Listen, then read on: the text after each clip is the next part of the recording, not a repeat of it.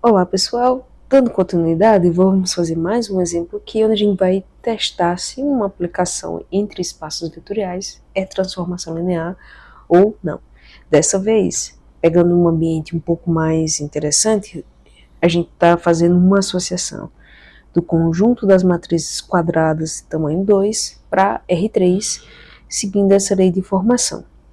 Então já dá para ver que tem uma linearidade na forma como a transformação foi construída.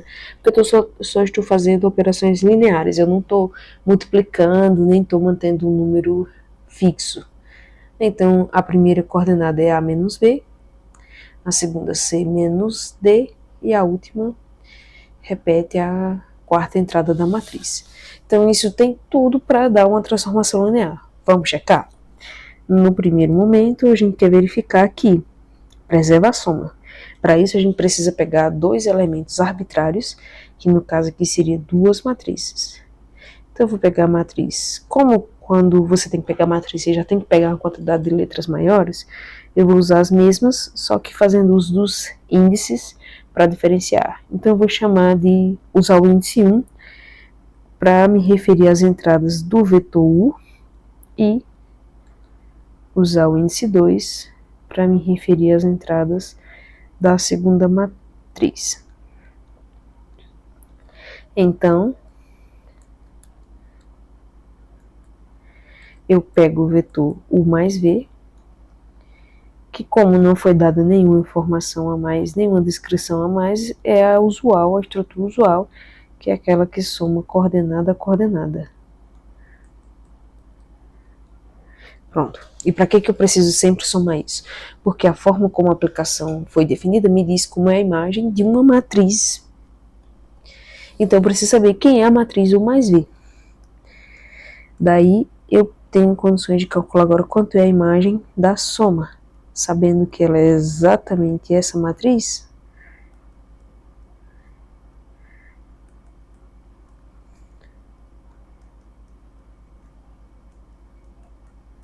Eu agora vou seguir a lei de formação da aplicação C. O que é que ela faz? Eu vou até escrever aqui embaixo. O que é que ela faz? Ela pega essa primeira e essa e faz a subtração. Vai dar A1 mais A2 menos, como aqui o número que ocupa a segunda posição já é uma soma, eu tenho que ter esse cuidado de garantir que o menos age sobre tudo. Mesmo algo semelhante para segunda coordenada, só que usando a parte de baixo da matriz. E por fim, a terceira coordenada é pegar a última entrada da matriz. Pronto, eu segui direitinho, passo a passo, a definição da aplicação C. Aplicada, né, a essa matriz, que é a matriz soma. Pronto, então eu posso parar por aqui e calcular quem é C de U mais C de V. Aí eu já sei como é que a matriz funciona, né? A imagem. Então vai ser A1 menos B1.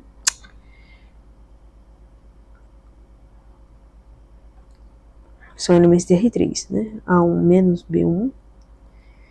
C1 menos D1. D1 é a imagem da primeira matriz, mais A2 menos B2. C2 menos D2. D2 é a imagem da segunda matriz. E agora, como eu posso somar em R3 com a estrutura usual, é coordenada a coordenada, isso vai dar A1. Eu já vou colocar até bem parecido como ficou a imagem do seu mais I. Eu posso reordenar, né, porque a soma é comutativa, então vai ficar A1 mais A2 menos B1 mais B2. Colocando menos em evidência. A mesma coisa para a segunda coordenada.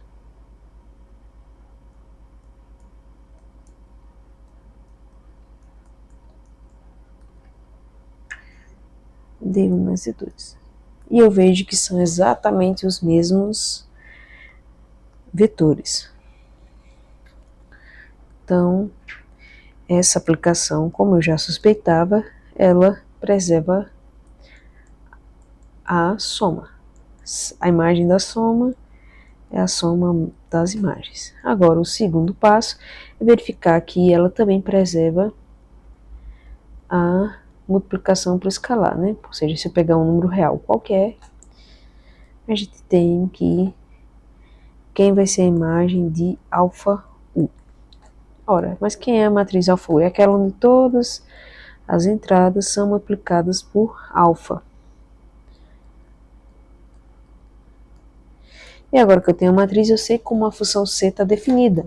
Ela faz a subtração dos elementos da primeira linha, faz a subtração dos elementos da segunda linha e repete a última entrada da matriz. Pronto. E quem é alfa C de U? Né? Quem é o múltiplo da imagem? Ora, a gente já sabe que a imagem C de U é justamente A1 menos B1, C1 menos D1, D1. E se eu multiplicar todas essas entradas por alfa,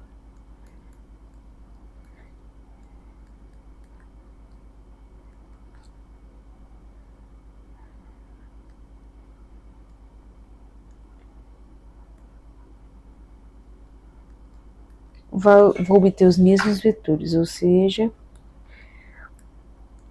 ela também é compatível com a operação de multiplicação por escalar, de modo que a imagem do múltiplo de um vetor é o múltiplo da imagem desse vetor.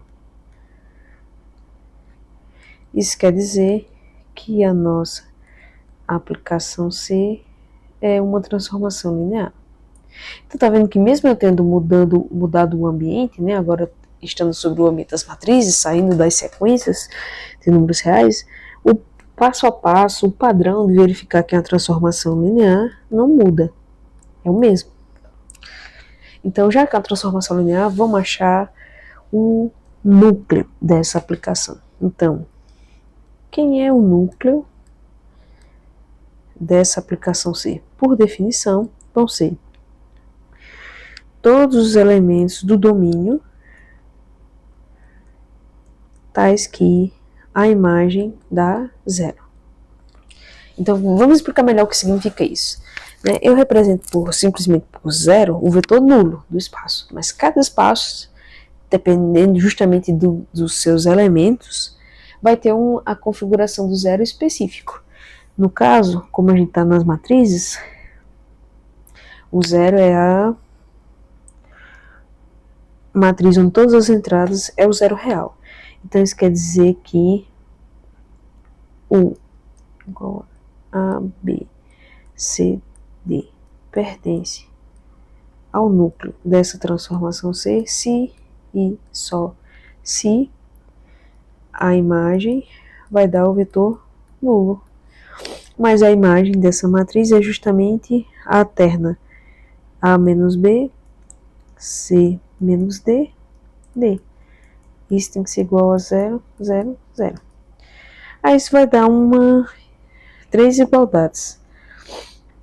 A primeira, que é bem direta, óbvia, é que D já tem que ser 0. Aí eu tenho que C menos D tem que dar 0. Mas você acabou de descobrir que D dá 0. Então isso vai implicar que C também é 0. Agora a primeira, comparando, A menos B tem que ser 0.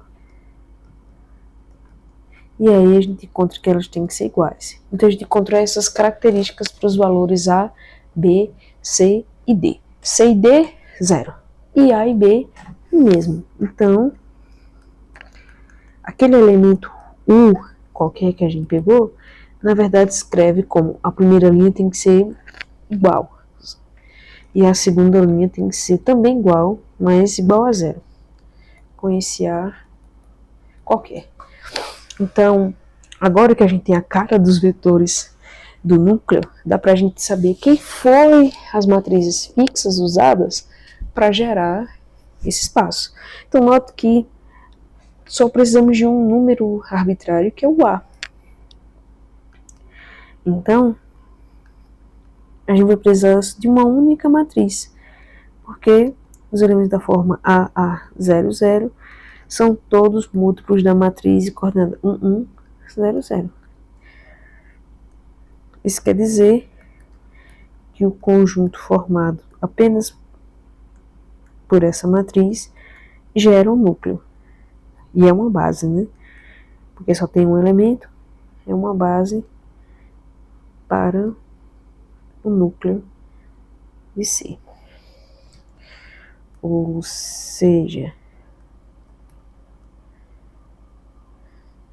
a dimensão do núcleo é 1. Aí a gente sabe, pelo teorema do núcleo e da imagem,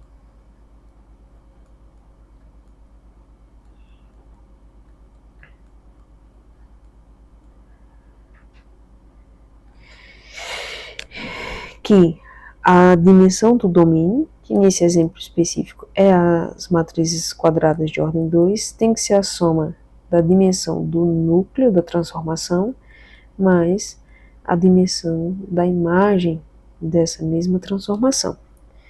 Acontece que a gente conhece essa dimensão aqui, é 4.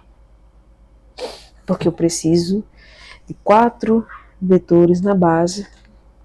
Um exemplo é a base canônica exatamente daquelas matrizes 1, 0, 0, 0, 0, 1, 0, 0, né, que é exatamente que tem só uma das entradas não nulas e as demais iguais a zeros. Essa é a base canônica das matrizes quadradas de ordem 2.